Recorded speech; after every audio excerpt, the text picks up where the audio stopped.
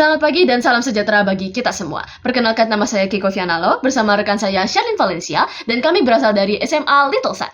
Hari ini kami akan mempresentasikan penelitian kami yang akan diperlombakan pada LPB Jatim FSAD ITS 2024. Judul dari penelitian kami adalah analisa peranan komponen biotik terhadap keseimbangan ekosistem pada permodelan budidaya aquaponik menggunakan SPSS. Jadi tanpa basa-basi lagi, mari kita mulai.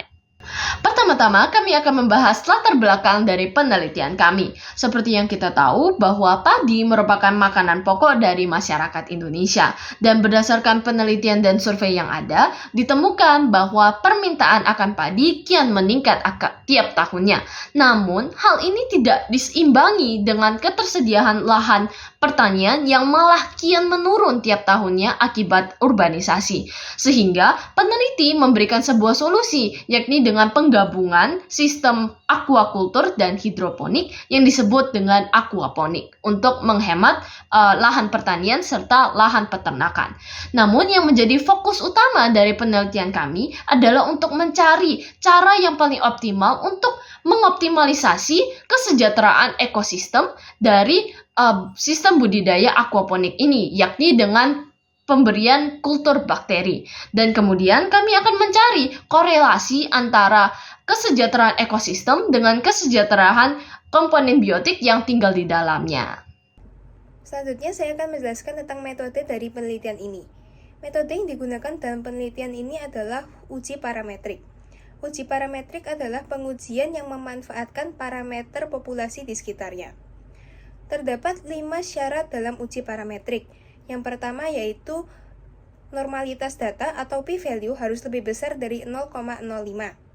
Yang kedua adalah varians homogenitas, di mana varians atau persebaran data harus saling homogen atau sama antar kelompok yang dibandingkan. Yang ketiga adalah independensi observasi, yang mengartikan bahwa observasi yang dilakukan harus saling bersifat independen dan tidak mempengaruhi satu sama lainnya. Yang keempat adalah skala pengukuran, harus bersifat interval atau rasio. Dan yang terakhir adalah skala pengukuran. Sampel data yang diambil harus cukup banyak, sekitar 30 sampel. Hal ini dilakukan agar asumsi normalitas terpenuhi. Jika salah satu syarat atau lebih tidak memenuhi, maka peneliti akan mengambil uji non-parametrik sebagai alternatif.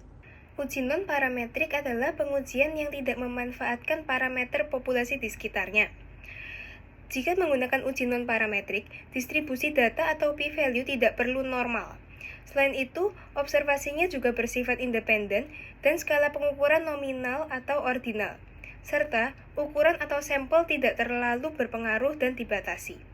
Sekarang kita masuk kepada bagian hasil dan pembahasan. Jika kita melihat grafik dari pertumbuhan panjang dan pertumbuhan berat lele, kita dapat menemukan bahwa ada titik persamaan antara grafik pertama dari kedua variabel tersebut. Yakni pada grafik pertama terjadi distribusi data yang kurang normal, yakni diakibatkan tingkat mortalitas lele yang cukup tinggi pada sampel pertama, yakni akibat kesalahan teknis seperti aerator yang tidak berjalan secara maksimal. Kemudian pada grafik pertumbuhan padi, kita dapat melihat bahwa pola antar ketiga grafik hampir sama dan distribusi datanya juga normal. Hal ini mengindikasikan bahwa tingkat mortalitas dari padi lebih stabil dibandingkan tingkat mortalitas dari lele. Kemudian jika kita memperhatikan garis-garis yang ada pada grafik, kita dapat mendapatkan bahwa perlakuan kultur bakteri nitrobakter dan PSB berpengaruh secara langsung terhadap pertumbuhan dari lele dan padi. Sehingga dapat kita katakan bahwa perlakuan dengan kultur bakteri nitrobakter dan PSB memiliki hasil yang paling optimal dalam meningkatkan kesejahteraan dari ekosistem.